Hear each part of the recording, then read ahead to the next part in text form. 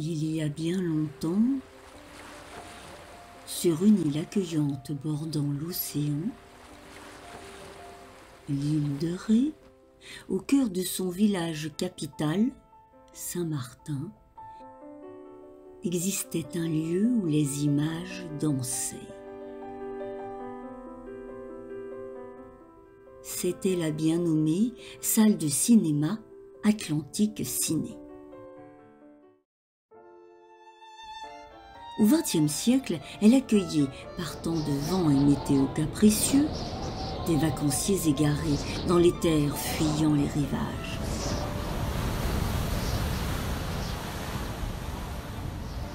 Mais un jour du siècle suivant, s'effondra le plafond. Personne ne fut blessé, mais personne n'y revint plus. Et ce, des années durant.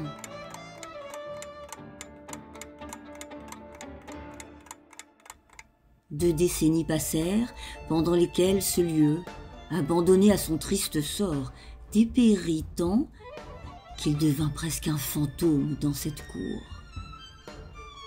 Personne, étrangement, inexplicablement même, ne s'en préoccupa.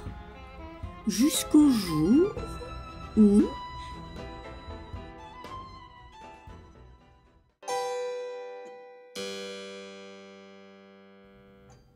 un certain Antoine, dans ce village même, avait ouvert une galerie d'art, mais avait dû la fermer parce que son lieu d'exposition n'était plus disponible.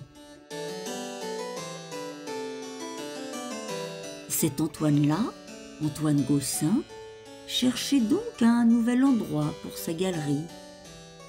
Et vous l'avez deviné, il trouva chaussure à son pied avec ce cinéma d'antan.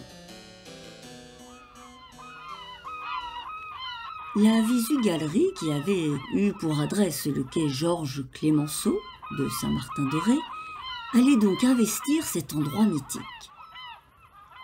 Quelques travaux furent nécessaires, d'autant plus qu'Antoine tenait à garder des traces du glorieux passé des lieux. Entre un cinéma voué à l'obscurité et une galerie destinée à mettre en lumière des œuvres, il y avait un grand pas à franchir. Pour Antoine, cependant, cinéma et galerie avaient aussi des points communs. Ils sont tous deux... une boîte neutre qui peut accueillir des visions et de la beauté et les présenter au public. Mon but est précisément de recréer dans la cour du quai Job-Fourran le même étonnement que celui de la machine à rêve qui nous a précédés, non pas à travers 24 images par seconde, mais à travers plus de 70 mètres de murs d'exposition. Arriva alors ce fameux jour du 22 juillet de l'an 2023.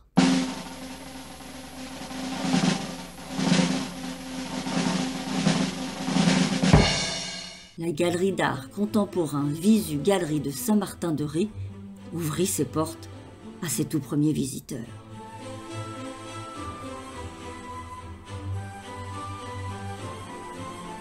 Ils vinrent, admirèrent l'écrin comme les joyaux, nostalgiques du cinéma d'avant, autant que ravis de voir cette renaissance accomplie.